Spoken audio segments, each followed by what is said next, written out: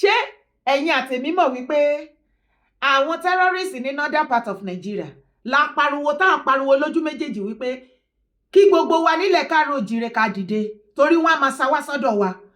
Inú wa dé jodò ayọ̀ wá kún nítorí wípé information yìí lọ káàkiri, àwọn èèyàn gbọ́, wọn ò dẹ̀ gbọ́ lásán, wọ́n mú lò. Wà á ti máa rí oríṣiríṣi bí wọ́n ṣe lé àwọn pípù yìí káàkiri tó já sí wípé ìfọwọ́sowọ́pọ̀ wa lórí ètò ààbò fún ẹ̀mí àwọn èèyàn wa àti dúkìá wa àti ilẹ̀ bàbá wa, òun ni number one priority wa, òun ni kó jẹ wá lógún láìsí àní-àní. Gbogbo wa la mọ̀ wípé àwọn terrorists yẹn máa sá kúrò ní north, wọ́n sábọ̀ ní south. Ẹ wá jẹ́ ká gbọ́n mọ́ tinú wa o. Ọ̀run ti mú wọn jáde ní kankan o. Kì í ṣe àwọn terrorists tó sá láti north wá sí ilẹ̀ south nìkan la máa mú o. Òun la máa dúró dé o, àbí tá máa ṣọ́ o. Àwọn kan ti wà láàrin wa tó jẹ́ jihadist fún Sultan of Sokoto, ṣùgbọ́n tó ti pẹ́ láàrin wa tó jẹ́ wípé bó ṣe máa dá ogun jihadist sílẹ̀, òun ni wọ́n ṣe kíni tí wọ́n yàn láàyò. Ṣé o mọ̀ wípé Olúwo, ọba Olúwo àti mufti Ìwó ni wọ́n try kíní yẹn for so many years tí wà tèmi tá à ń sọ wípé láyé àní gbà àní gbọ́ ilẹ̀ káàárọ̀ oòjíire ò jáde àìsàn. Kó tó di wípé late last year yìí lọ́lọ́run wá tó ṣẹ́ gbogbo ogun wọn. Nísìn ó tún gbọ́rọ̀ ìyúná ó ti yé yín. Lára àwọn tá a mọ̀ mọ́ mufti àti Olúwo tí wọ́n plánù jihadist nílẹ̀ káàárọ̀ oòjíire, wọ́n ti fojú hàn níta o. Ẹ jẹ́ kí gbogbo wa ká jọ fọwọ́sowọ́pọ̀. Mò ń rawọ́ ẹ̀bẹ̀ sí gọ́vnà Ọ̀yọ́ state, àsìkò tó tẹ máa lọ gbé wọn. Ẹ tẹ̀lé mi wá wo fídíò wọn. Òun nìkan ló lè dìklé àjọ tá a fẹ́ bẹ̀rẹ̀ àwẹ̀ Ramadan. Tẹ́lòmíì bá tún dìklé àjọ kan ní pé ìjọba yìí la fẹ́ bẹ̀rẹ̀ àwẹ̀ Ramadan. Yálà tí Sultan tó sọ ni o, àbí lẹ́yìn tí Sultan sọ tán, in tó ń sọ ni pé ó ń dìklé ààrẹ gẹ́gẹ́ bí pírẹsidẹ́ǹtì àwa mùsùlùmí Nàìjíríà. Ẹ̀sìn wa sọ pé kápá. Ẹ̀sìn wa sọnù, òfin ẹ̀sìn wa lákàáyí. Wọ́n kí n parí ẹ̀ bá. Ọ̀rọ̀ ẹ̀sìn wa náà sọ bẹ́ẹ̀. Ìmáàmù méjì ò gbọdọ̀ sí yìí tí wọ́n bá yàn lẹ́lẹ́kejì ẹ̀ pa ní ẹ̀sìn wa ló sọ bẹ́ẹ̀. Mo rò pé ṣé bá ní ìsìn. Bẹ́ẹ̀ ni president general méjì ò gbọdọ̀ sí. Tí ìjọ president general Nigeria Supreme Council for Islamic Affairs Sultan Sokoto nìkan ni. Òun nìkan ló lè dìklé àjọ tá a fẹ́ bẹ̀rẹ̀ àwẹ̀ Ramadan. Tẹ́lòmíì bá tún dìklé àjọ kan ní pé ìjọba yìí la fẹ́ bẹ̀rẹ̀ àwẹ̀ Ramadan. Yálà tí Sultan tó sọ ni o, àbí lẹ́yìn tí Sultan sọ tán, in tó ń sọ ni pé ó ń dìklé ààrẹ gẹ́gẹ́ bí pírẹsidẹ́ǹtì àwa mùsùlùmí Nàìjíríà. Ẹ̀sìn wa sọ pé kápá. Ànábì ni bẹ́ẹ̀ bá búra fáwọn àlífà méjì, pírẹsidẹ́ǹtì méjì, ó ìmájì papọ̀ lẹ́ẹ̀kan náà. Ẹ kàn wo aago tẹ́ ẹ búra fún wọn ni. Tó bá ṣe yí pé aago kan lẹ búra fún àkọ́kọ́, ẹnì kejì ẹ wá búra fún un ní aago kan ó kọjá àṣẹ́jú kan. Ṣé mọ̀ pé a minute difference ló wà láàrin ẹ̀? Èyí tẹ́ ẹ búra fún ní 101 yẹn ẹ pa. Ẹ̀yin èèyàn mi, bọ́lá tún já sí lọ́wọ́ Chief Imam Ògbómọ̀ṣọ́. Kí ni ilẹ̀ káàárọ̀ oòjíire tààrà lọ́wọ́ Chief Imam Ògbómọ̀ṣọ́ tí àrùn ti sanwó tó ní kán wá máa pa wá, àtọkùnrin àtobìnrin àti ọba Gandhi àti bàbá Morikas àti gbogbo mùsùlùmí tí ò bá ti gbà ó jẹ́ fanatic bíi ti tiẹ̀ nílẹ̀ Yorùbá, ó ní kán máa pa wọ́n. Ó ní nǹkan tó wà nínú Quran nìyẹn, ó ní nǹkan tí Quran wọn sọ nìyẹn. Aṣẹ́ranko lásán tó dáwọ́ èèyàn bora ní Chief Imam Ògbómọ̀ṣọ́. Abálájọ náà tó ṣàǹdomi àlàáfíà Ògbómọ̀ṣọ́ rú láti yọdún yìí tí ò jẹ́ kí ọba Gandhi fẹ̀dọ̀ lórí òróró. Kíní yẹn ti wá ta sí lọ́pọlọ. Ṣẹ̀ráyé àwọn ọmọ jihadist ti Sultan of Sokoto tán rèsì tó fẹ́ wá fi da omi àlàáfíà ilẹ̀ káàárọ̀ oòjíire rú. Lára wọn tún rèé o. Ṣé mọ̀ how many years tí mufti Ìwó tó fi fẹ́ da ogun jihadist sílẹ̀ káàárọ̀ oòjíire tí ìwọ àtẹ̀mí tá à mú bí bàtí mú bí là ń mú bí àti ọba Olúwo.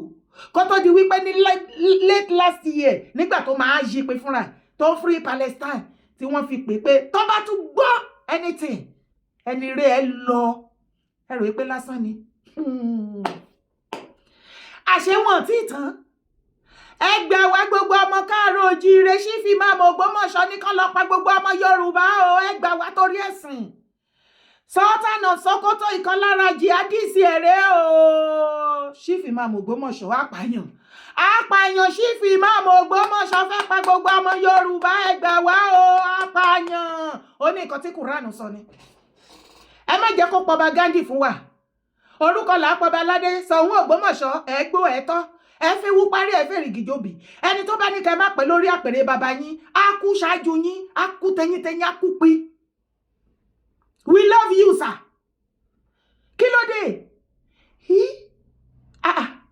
Ṣé mo wí pé olórí gbogbo ẹ̀yin Mùsùlùmí ti South ọ̀dọ̀ wa tẹ́lẹ̀tẹ́lẹ̀ kì í ṣe Sultan of Sokoto. Gbogbo bó ṣe jẹ́ olórí Mùsùlùmí tó ní ìgbà yẹn ní North ni kò dé South. Àsìkò ìgbà yẹn ló yẹ kẹ́ ẹ yan olórí adarí Mùsùlùmí láàrin ẹ̀yin Mùsùlùmí ilẹ̀ Yorùbá. Ṣùgbọ́n kàkà tí àwọn ọba àná, àwọn àgbà àná tí wọ́n bayé jẹ́, tí wọ́n bọ̀rùsẹ̀ jẹ́, tí wọ́n jèso àjàrà burúkú nígbà náà, tí eyín wá ń kan àwọn ọmọ nísìn. Ẹ mọ àwọn kábíyèsí nà. Àti bàbá Aríṣekọ́lá àǹkò. Ṣé báwọn ni wọ́n padà tó ṣe mítì tán team up tó lọ bá Sultan ní Sokoto ń bẹ̀. Tí wọ́n láwọn gbà fún o nítorí connection àtowó Saudi wọ́n fẹ́ gbà. Nọ́bá láwọn ti gbà fún ipe kó kúkú jẹ́ olórí gbogbo Mùsùlùmí ní the whole of Nigeria. Alùbàtà kan kì í dárin náà wí. Kò lè jẹ́ forever. Àbí Imam Ògbómọ̀ṣọ́ yìí mi ìtẹ̀ lè máa bèrè pẹ́jẹ ti ta sí ẹ lọ́pọlọ because èèyàn tó nọ́mà kan kò lè máa wí nǹkan tó ń wí ní ọ̀sán gangan nínú ìlú tó lọ́ba tó níjòyè ẹ̀dẹ̀ tí ì gbé. Ẹ̀yin ọmọ Ògbómọ̀ṣọ́ ẹ̀dẹ̀ dákẹ́ síbẹ̀. Ẹ̀yin tẹ́ wà lókè òkun. Kí ni iṣẹ́ yín? Kí ni support yín fún ìlú Ògbómọ̀ṣọ́? Tẹ́ ẹ bá kùnà láti ṣe nǹkan tó yẹ kẹ́ ṣe lórí Chief Imam tó ní kó lọ pa gbogbo àwọn èèyàn ní Ògbómọ̀ṣọ́ the rest of Yoruba land nítorí Sultan of Sokoto àṣẹ. Tí ẹ bá competition àbí kẹ́ tètè pé Governor Makinde àwa àgbàṣe yín ṣe o. Gbogbo irú àwọn èèyàn báyìí tí ọ̀run bá ti tú àṣírí wọn síta kò ń ṣe nǹkan tó yẹ ká máa pẹ́lé lórí wọn. Ṣé ọmọ iye ọdún tí Mufti Ìwọ àti ọba Olúwo tó fi ń gbógun tó fi fẹ́ sọ ogun jihadisi kalẹ̀ sí ilẹ̀ Yorùbá? Ṣé mọ̀ pé ìwọ àtẹ̀mí lájọ dìde tó wípé sẹ́ ànígbọ́ ànígbà kọ́lọ́run tó wá pa lẹ́nu mọ́ ní last year yìí. Lára wọn náà nílé, lára àwọn tí Sultan of Sokoto tí ó recruit fún ogun jihadisi láti ṣe ní ilẹ̀ Yorùbá òun ni Chief Imam Ògbómọ̀ṣọ́.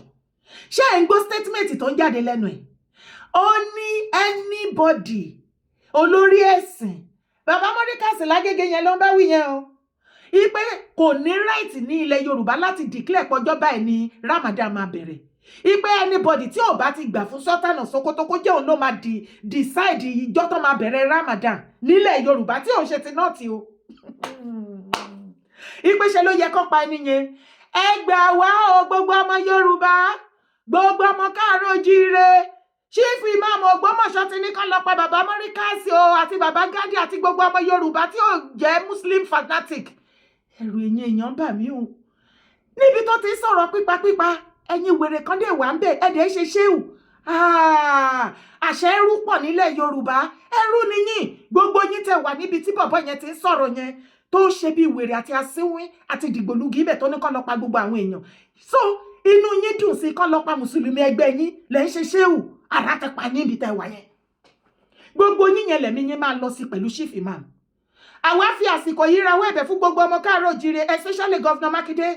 Ní ìgbà tí èèyàn ti lè dìde under the disguise of òun jẹ́ Chief Imam ní under ẹ̀sìn Islam tó lóun fẹ́ gbèjà Sultan of Sokoto tó wà ní nọ́ọ̀tì tó ní kán lọ máa pa gbogbo àwọn olórí ẹ̀sìn Islam nílẹ̀ Yorùbá àti gbogbo àwọn ọmọ Yorùbá tí ò gbà fún Sultan tó fẹ́ bẹ̀rẹ̀ jihadis. Governor Makinde ní kíákíá afẹ́ rí lọ́ọ̀láì wípé ti lọ arrest wọn. Abẹ́yìn ò gbọ́ bó ṣe ń sọ fókálì ni tó ṣe ń sọ openly. Pípa ni ó tún jẹ́ kó yé ìwọ àti èmi wípé bí Quran ṣe sọ nǹkan tọkọ sínú Quran ni ó ní tó bá fi èèyàn kan jẹ Chief Imam nísìn. In the next 1 minute tó tún wá fi ẹlòmíì jẹ Chief Imam. Àbí? Ó ní ìṣẹ́jú kan yẹn tó yàtọ̀ láàrin wọn yẹn ó ló yẹ kọ́kọ́ pa Chief Imam tó ti kọ́kọ́ jẹ kí eléyìí tó ṣẹ̀ṣẹ̀ jẹ kó máa ṣe ayé lọ.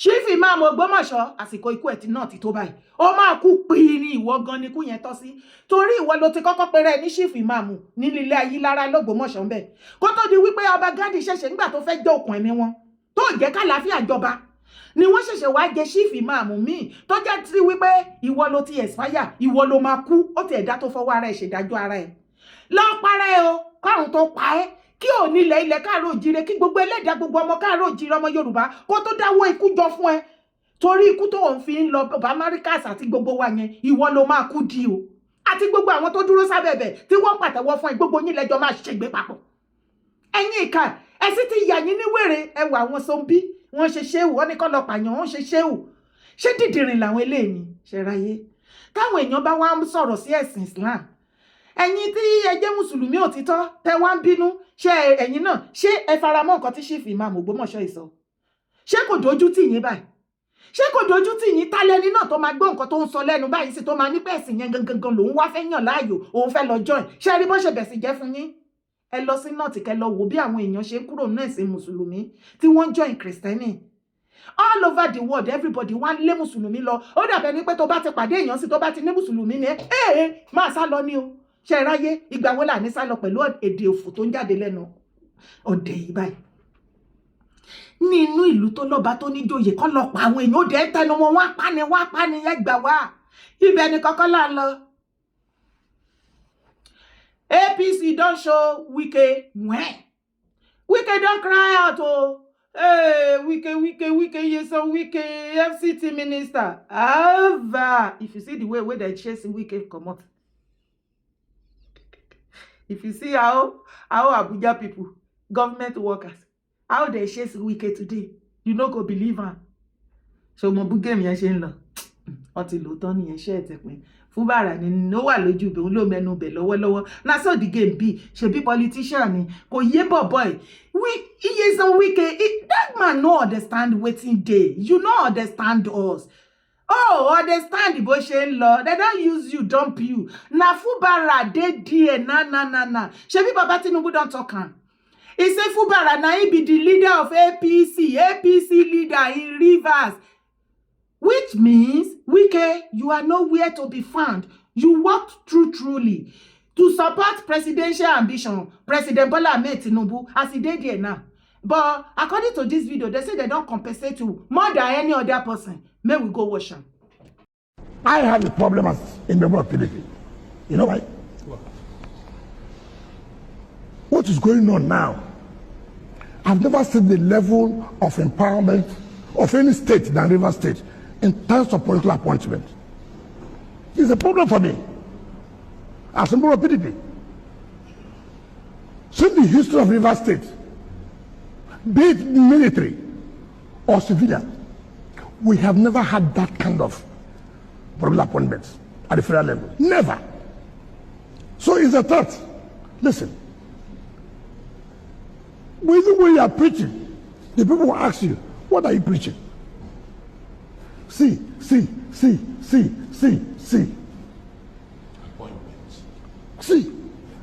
sir. Bodo, Bonny Road, they're almost completed. So what are you trying to tell us? Sir, look at the enemy area. That is where you have the refinery. It's almost completed. So you have to be careful. So the APC is threatening you in River State? It's a threat. To you? Yes, it's a threat. Supporting the APC? No, listen, no. You have to face reality. You have to face reality. Whether PDP likes it or not, they had the opportunity. The only thing that's going for me now, and that's why I won my local government, is because my people believe I still have that faith in me. Yeah, but you know, somebody they had a dinner in which the wife put too much salt, and the husband was complaining. He said, President Tinubu should wait in. So that's how Nigeria is now. Somebody drove and then they overtake and another person stopped. The president has the truth. I think we are running a monarchical government. You know, president believe in the rule of law and a rule-based practice, right? With respect to the party affairs, what the national chairman said is the position president sticks to. Because he respects party procedure. Wike is afraid that he's going to be used and dumped. or at least some people say, No, maybe, that Wike may be used and dumped by this government, and he has done quite a lot for this administration. I don't think it will lie. You say he has done a lot in the administration, so also he was given that privilege a lot in that administration. I mean, we have had people who complain that as a cabinet member, Wike enjoyed more benefit than anything. You know, when you leave a treasury single account, he delivered more than most. If they are given the resources that he has and unfettered access, they will do more. So Wike has been adequately compensated. You see, the president believes in compensating people. Compensating people not at the expense of the interest of Nigeria. You have to understand President Bola Tinubu. He will give you latitude. He will give you privilege, but not at the expense of what is the right thing to do. Now, when you cross that line, nobody will tell you. You will know. So the matter between Wike and Fubara is already handled. Handled in the sense that you ask the question, who is the leader of the party? In this case, we say is the governor. If you want the president to travel to Rivers and then carry microphone and say is the governor. No, to sort out the impeachment.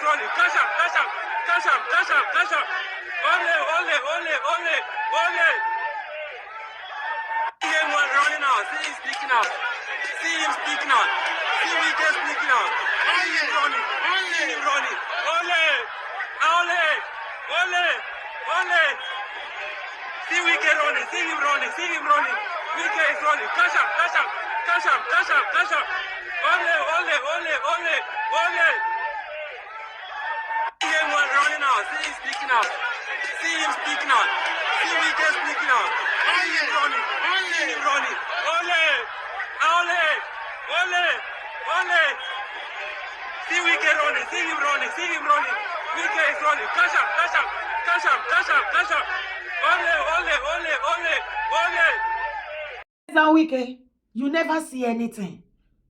You just dey smell the coffee little by little. You go hear when. You think say now only you get this, you go hear am.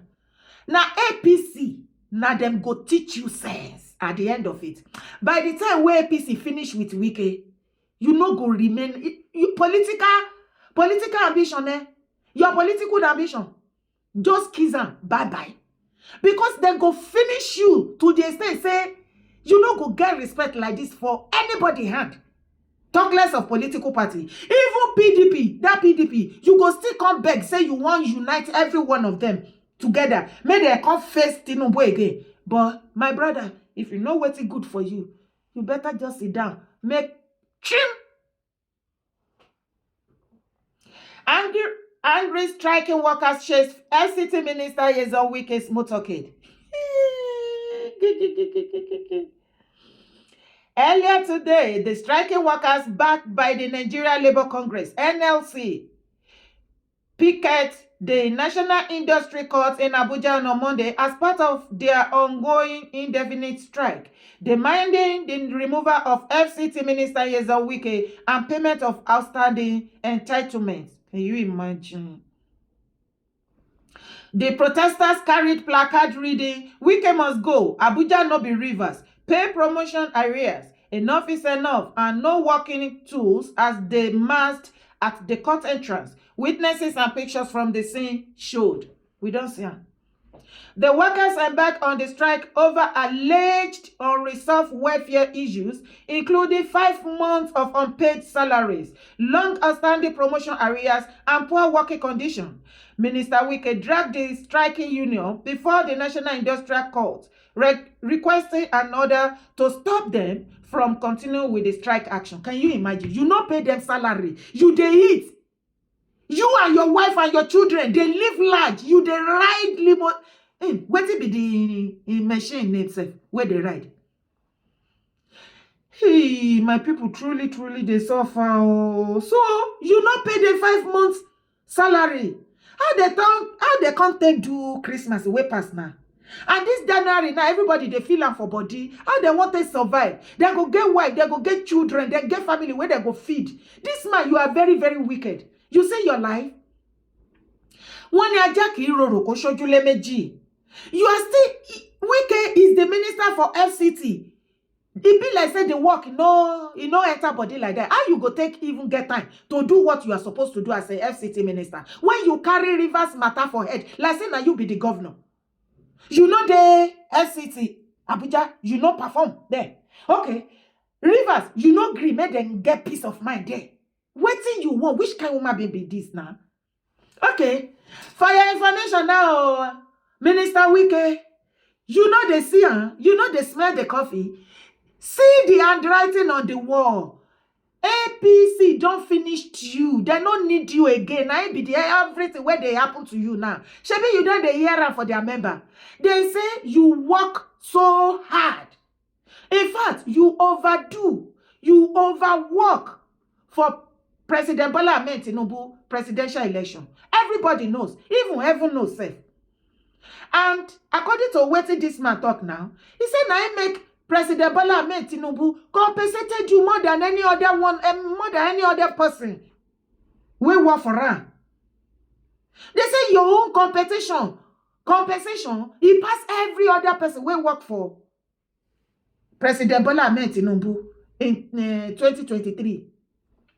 That one never reach you. This minister where you be now for Abuja, you know how much you dey pay. All the lands where belong to the government, you don't turn it to your own. They sell land. They do anyhow you like there. Leave Rivers, face Abuja, you no gree. Rivers, you no get out again. Now you begin the holler. You say, Rivers APC, they threaten you. Now you they threaten yourself. By the time when they finish with you, you no go fit enter Rivers again. Abuja ministerial job, they go collect her for your hand. Now that time your eyes go open, go clear. Wow. Ipe, iwon bale yon man je ninu aja to ba ya were. See Wike life outside. Ewaye no day. Wike. So you can't dey run after you no pay them their salary for good 5 months. And you know say Christmas day near. They go buy food for their family. They go still do jolly put. Which kind of woman be all this one now? So NLC don't back there. Indefinite strike, now they give you now. You can't run go court. Go they ask the court, may they stop them, may they no go indefinite strike. The money where you they owe them, you don't pay them. They not go eat. Not be person where get food for stomach, it go come work. May they come they do work for empty stomach, may they pine there. No. For this one, they support my people. Wike, if you know, they don't even tell them. APC member don't tell us say Wike, if ministerial job for Abuja no they pay you again. Resign daily before they come out you. Go face Rivers. And as it be so APC President Bola Ahmed Tinubu don't talk and say Fubarao, the executive governor of Rivers, na he be the waiting. Na he be the APC leader for Rivers. You not be APC member na. Ṣe rí bó ṣe para ẹ̀. Nítorí kó lè báyé jẹ́ kó bọ̀run ṣe jẹ́, ó mú ẹsẹ̀ kan bí, ó mú ẹsẹ̀ kan bí. Ó fi PDP báyìí lákàlàkàlàkàlàkà. Ó mọ̀ wípé ẹ̀sìn ẹ̀ ń bẹ lọ́wọ́ APC tó yàn láàyò. Wọ́n ti fi àparí ìṣùn àlejò Wike báyìí pé ṣe jẹ́jẹ́ ní Rivers yẹn o. Fúbàrà òun làwọn mọ̀ gẹ́gẹ́ bí APC leader torí pé member wọn ni ó ti di camp, ó ti join APC. Ìwọ rẹ̀ ò join APC. So ti rí pé Fúbàrà, he get power pass you now.